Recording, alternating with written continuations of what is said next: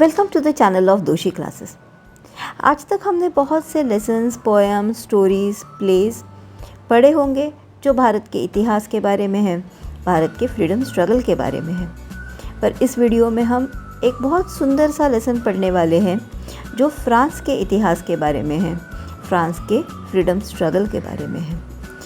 इस लेसन का नाम है जॉन ऑफ आर्क। इसे लिखा गया है एक आयरिश प्ले राइटर जिनका नाम है George Bernard Shaw.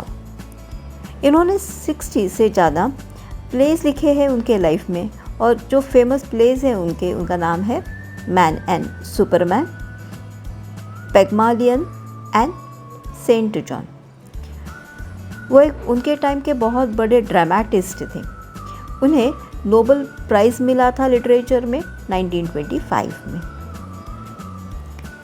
John of arc ये जो लेसन है ये एक डिस्कशन के फॉर्म में है। वो एक प्ले का पार्ट है, एक ड्रामा का पार्ट है। इस लेसन को समझने से पहले हमें इसका थोड़ा इतिहास समझ लेना ज़रूरी है। 1337 से 1453 तक, मतलब 116 साल 116 ईयर्स में फ्रांस और इंग्लैंड के बीच में बहुत लंबा युद्ध चला था, जिसे 100 ईयर्स वॉर भी कहते हैं। फ्रांस का थोड़ा नदर्न पार्ट और साउथ वेस्ट पार्ट ये फॉरेन कंट्रोल के अंडर था, मतलब उसे इंग्लिश और बर्गंडियंस कंट्रोल करते थे। फ्रांस की एक सिटी है न्यू ऑर्लियन, इसे इंग्लिश के कंट्रोल में था, इंग्लिश का सेज था उसके ऊपर। और ये जो सिटी थी न्यू ऑर्लियन की, उसका एक बहुत स्ट्रैटेजिक इम्पोर्टेंस था। अगर फ्रांस ये सिटी लूज़ कर देती है, ये जगह वो लूज़ कर देते, तो शायद वो ये बैटल हार जाते थे और उनका रिमेनिंग इंडिपेंडेंस था वो भी शायद उनके हाथ से निकल जाता था। इसके लिए ये जगह बहुत इम्पॉर्टेंट थी। पर उस ज़माने में इंग्लिश और बर्गंडियंस बहुत ज़्यादा पावरफुल थे और शायद फ्रांस के पास इतनी पावर नहीं थी, इसके लिए वो जाके वो न्यू ऑर्लियन उनसे फाइट करके वापस नहीं ले सकते थे। अब जॉन ऑफ आर्क नाम की एक 17-18 साल की किसान की बेटी है जो ईस्टर्न फ्रांस से है। उसे ऐसे लगता है कि उसे डिवाइन गाइडेंस मिलता है, मतलब भगवान उसके साथ बात करते हैं। और शायद यही एक रीज़न होगा कि एक यंग लड़की जिसका कोई मिलिट्री बैकग्राउंड नहीं है या फिर कोई स्ट्रॉन्ग बैकग्राउंड नहीं है, वो ब्रिटिश के साथ वॉर करने की इच्छा रखती है या फिर वहाँ पे जाती है। और ये सिटी ऑफ ऑर्लैंड उसके नेतृत्व में वो फ्री करती है ब्रिटिश से। अब जैसे मैंने कहा था, जॉन को सिटी ऑफ ऑर्लैंड को फ्री करना था और इसके लिए उसे डाउफिन चार्ल्स को मिलने जाना था। फ्रांस में डाउफिन का मतलब है होने वाला राजा। जनरली वो राजा का सबसे बड़ा पुत्र, मतलब द एल्डेस्ट सन होता था। और ये 100 ईयर्स वॉर जो चल रहा था, इसके लिए डाउफिन चार्ल्स वो चिनॉन में छुप के बैठा था। He has taken a refuge in chinon. अब प्रॉब्लम क्या था देखो, डाउफिन चार्ल्स ये चिनॉन में था और जॉन एक वहाँ पे फ्रांस के एक छोटे से टाउन है जिसका नाम है वाउ कॉलस में थी। और जॉन को एक जगह को क्रॉस करना था जो ब्रिटिश के रूल में थी। इसलिए जॉन वहाँ के एक मिलिट्री ऑफिसर है जिसका नाम है रॉबर्ट डी बाउड्रिकोट, उसे जाके मिलती है, उसे कन्विंस करती है कि वो राजा या डाउफिन चार्ल्स को जाके मिलने की परमिशन दे, ताकि वो एक बोल्ड एंड ब्रेव टास्क ले पाए, जिसके वजह से वो सिटी ऑफ ऑर्लैंड को फ्री कर सकती है। जैसे मैंने कहा था, ये लेसन एक प्ले के जैसे है और इसमें 4 किरदार हैं। जॉन जो यंग 17-18 साल की लड़की है, रॉबर्ट डी बाउड्रिकोट जो एक मिलिट्री ऑफिसर है, स्टीवर्ट जो रॉबर्ट के मैनेजर है, और बर्टार्ड डी पॉलियंजी जो एक फ्रेंच गार्ड है। फ्रेंड्स, आगे बढ़ने से पहले प्लीज़ चैनल को सब्सक्राइब कर दीजिए और लाइक एंड शेयर कर दीजिए। बेल बटन दबाना मत भूलिए ताकि आपको चैनल के नोटिफिकेशन मिलते रहे। तो अब हम जॉन ऑफ आर्क, जो हमारा इंग्लिश का लेसन है, उसका हम हिंदी में ट्रांसलेशन दैट इज़ रूपांतर देखेंगे। ये साल है 1429। कैप्टन रॉबर्ट डी बाउड्रीकोट, एक मिलिट्री ऑफिसर, उनके एक ऊंचे टेबल के ऊपर बैठे हैं। उनका स्टीवर्ड उनके तरफ देख रहा है। स्टीवर्ड का मतलब होता है मैनेजर। मैंने तुम्हें कहा था ये लड़की को बाहर फेंक दो। तुम्हारे पास 50 आर्म्ड सोल्जर्स है, 1 डज़न से ज़्यादा स्ट्रॉन्ग सर्वेंट्स है। क्या तुम मेरे ऑर्डर्स नहीं कैरी आउट कर सकते हो? क्या तुम इस लड़की से डरते हो? नहीं सर, हमें तो आपसे डर लगता है, पर ये लड़की तो हमें करेज डालती है। ऐसे लगता नहीं है कि ये लड़की किसी से डरती है। परहैप्स आप उन्हें डरा पाए। कहाँ है वो? नीचे आंगन में है। रॉबर्ट विंडो की तरफ जाता है और नीचे खड़े हुए सोल्जर से कहता है वो लड़की को ऊपर भेजने को। एक 17-18 साल की स्ट्रॉन्ग लड़की अंदर आती है। वो बहुत कॉन्फिडेंटली बात करती है। स्क्वायर के डरावने लुक से वो बिल्कुल नहीं डरती और बहुत स्ट्रांगली बात करती है। जॉन सीधे जाके रॉबर्ट से बात करती है, गुड मॉर्निंग करती है और कहती है उसे एक घोड़ा चाहिए, आर्मर चाहिए और कोई सोल्जर्स चाहिए। आर्मर का मतलब होता है प्रोटेक्टिव क्लोथिंग, जो बैटल के टाइमिंग में सोल्जर्स पहनते हैं। ये लड़की तो पागल है, तुमने मुझे बताया नहीं। यू ब्लॉकहेड। ब्लॉकहेड का मतलब स्टूपिड पर्सन। सर, उसके ऊपर गुस्सा मत करो और उसे जो चाहिए वो दे दो। मैं तुम्हें तुम्हारे पापा के पास भेज दूंगा और ऑर्डर दे दूंगा कि तुम्हें बंद करके रख दे। क्या आपको ऐसे लगता है ऐसे होने वाला है? आप तो मुझसे मिलना भी नहीं चाहते थे, पर फिर भी देखो मैं यहाँ हूँ। अच्छा, तुम्हें क्या लगता है तुम्हें जो चाहिए मैं तुम्हें दे दूंगा? हाँ, एक घोड़ा 16 फ्रांस का होगा। ये बहुत ज़्यादा पैसा है, पर इसका पैसा मैं आर्मर के ऊपर बचा लूँगी। मुझे कोई ऐसा आर्मर नहीं चाहिए जो मेरे मेजर को फिट करे। मुझे किसी और सोल्जर का आर्मर जो ठीक ठाक होगा वो मुझे चल सकता है। और मुझे कुछ सोल्जर चाहिए और मुझे जो भी चाहिए वो मुझे डाउफिन दे देंगे। जो भी ऑरलैंड को फ्री करने के लिए लगेगा वो मुझे डाउफिन दे देंगे। क्या ऑरलियन को फ्री करना है? हाँ स्क्वायर, आप मेरे साथ 3 लोग भेज दो। पॉली एंड जैक ने प्रॉमिस किया है मेरे साथ आने के लिए। मतलब मॉन्सियर डी पॉलिएंजी। फ्रेंच में मॉन्सियर का मतलब होता है मिस्टर। यस स्क्वायर, जैक मेरे साथ आना चाहते हैं। वो बहुत अच्छे और काइंड जेंटलमैन है जो मुझे पैसा देते हैं गरीबों को देने के लिए। मुझे लगता है कि जॉन गॉडसेव भी मेरे साथ आएंगे। डिक द आर्चर और उनके सर्वेंट्स, जॉन ऑफ हनीकोड एंड जूलियन भी मेरे साथ आने को रेडी है। आपको कोई तकलीफ़ नहीं होगी, मैं सब कुछ अरेंज कर दूंगी, आप सिर्फ ऑर्डर दे दीजिए। इसका मतलब है कि जॉन कहती है कि उसके साथ आने के लिए बहुत से लोग रेडी है। क्या ये मॉन्सियर डी पॉलिएंजी के बारे में सच कहती है? यस सर, एंड मॉन्सियर डी मिस टू। वो दोनों उसके साथ जाना चाहते हैं। रॉबर्ट खिड़की के पास जाता है और कोर्टयार्ड से कहता है कि मॉन्सियर डी पॉलिएंजी को ऊपर भेज दें। फिर वो जॉन की तरफ देखता है और उसे कहता है कि नीचे जाके आंगन में खड़ी रहे, यार्ड में खड़ी रहे। जॉन, हाँ जी, राइट स्क्वायर। उसके साथ जाओ, उसके ऊपर ध्यान रखो, उसे मैं वापस ऊपर बुलाने वाला हूँ। स्टीवर्ड वहाँ से चला जाता है और बर्ट्रांड डी पॉलिएंजी जो फ्रेंच गार्ड है वहाँ पे अंदर आ जाता है। वो कहती हैं, जैक, डिक और आप उसके साथ जाना चाहते हो और डॉल्फिन से मिलने का एक क्रेज़ी आइडिया, मतलब एक पागल आइडिया बहुत सीरियसली ले रहे हो। उसमें कुछ तो बात है और वो जो कहती है वो करके तो देखना चाहिए। अरे पॉली, तुम पागल हो गए हो क्या? उसमें क्या रॉन्ग है?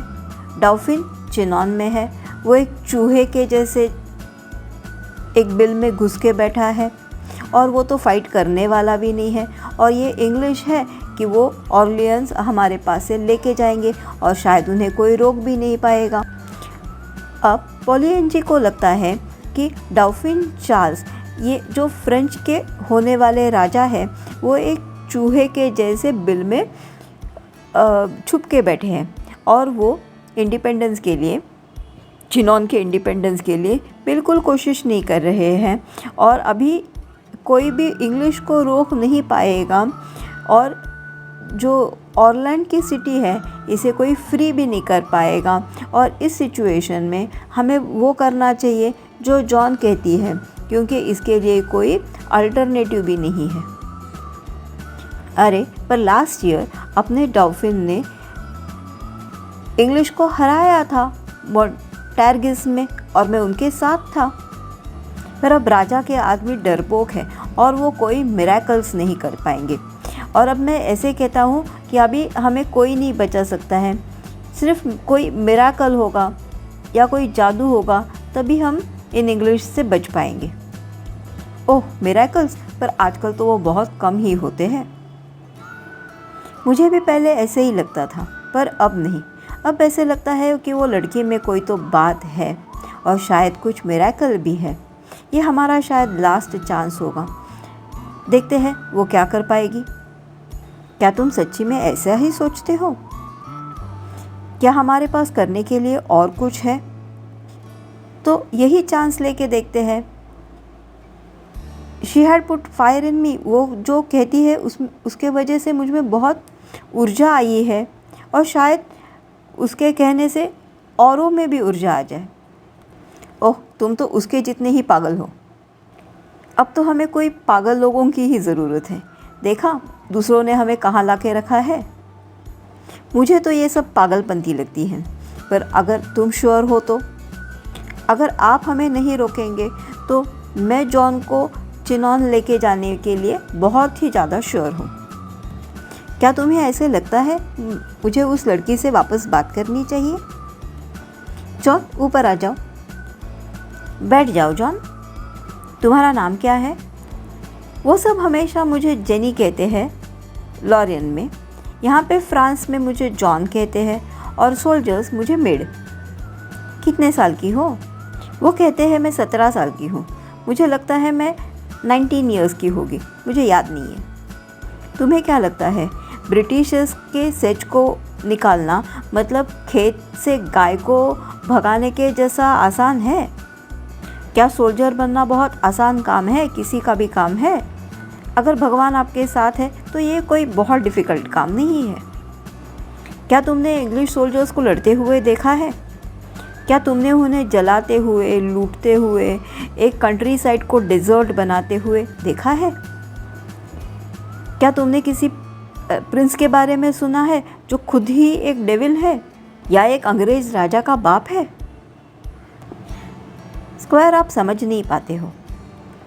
हमारे सोल्जर्स हारते हैं क्योंकि वो अपनी चमड़ी बचाने के लिए लड़ते हैं और अपनी चमड़ी बचाने का सबसे आसान तरीका है भाग जाओ। पर मैं उन्हें सिखाऊंगी फ्रांस के लिए लड़ना, फिर वो बकरी के जैसे ब्रिटिश सोल्जर्स को फ्रांस की धरती से भगा देंगे। आप और पोली जिंदा रहोगे और ये दिन देखोगे कि एक भी इंग्लिश सोल्जर फ्रांस की धरती के ऊपर नहीं है। अरे ये तो सब बकवास है, पर शायद इसके बोलने के वजह से हमारे सोल्जर्स, हमारे ट्रूप्स में कुछ इंस्पिरेशन आ जाएगा। अगर डॉल्फिन उस पर विश्वास रखते हैं और ये लड़की डॉल्फिन में कुछ फ़ाइट डाल सकती है तो शायद ये किसी में भी फ़ाइट डाल सकती है। ए लड़की अब सुन, मेरी बात पूरी होने से पहले मुझे मत काटना ताकि मैं वापस सोच सकूं। तुम्हें ऑर्डर है कि तुम चिनॉन जाओ और ये जेंटलमैन और इनके 3 फ्रेंड्स तुम्हारे साथ आएंगे। ओह थैंक यू, बहुत धन्यवाद स्क्वायर। फिर वो राजा से कैसे मिल पाएगी? सॉरी, फिर उसे रॉयल प्रेजेंस कैसे मिलेगा? मतलब वो डॉल्फिन से कैसे मिल पाएगी? मुझे नहीं पता, वो मुझे कैसे मिल पाई? मैं उसे चिनॉन भेज दूँगा और वो कह सकती है कि मैंने उसे भेजा है, और उसके बाद देखते हैं क्या हो सकता है। मैं इसके आगे कुछ नहीं कर सकता। और मेरा ड्रेस, क्या मुझे सोल्जर का ड्रेस मिल सकता है? तुम्हें जो चाहिए ले लो, मैं मेरे हाथ धो लेता हूँ। मतलब मैं अभी कोई रिस्पॉन्सिबिलिटी नहीं लूँगा। कम पॉली, गुड बाय, मैं एक बड़ा चांस ले रहा हूँ। और जैसे तुमने कहा, ये लड़की में कुछ तो बात है। हाँ, ये लड़की में कुछ तो बात है। Good bye. और यहाँ पे ये लेसन ख़त्म हो जाता है। तो जॉन ऑफ आर्क ये एक किसान की बेटी है जो मिडिवल फ्रांस में रहती थी। ये 18-19 ईयर्स की गर्ल है जिसके पास कोई भी मिलिट्री ट्रेनिंग नहीं था। उसे ऐसे लगता था कि भगवान ने उसे चूज़ किया है फ्रांस को जिताने के लिए, और इसीलिए वो रॉबर्ट डी बाउड्रिकोट जो एक मिलिट्री ऑफिसर हैं उनसे मिलती है और उन्हें कन्विंस करती है कि उसे वो घोड़ा, आर्मर और कुछ सोल्जर्स दें। But let me tell you something further. इसके आगे क्या हुआ वो देखेंगे।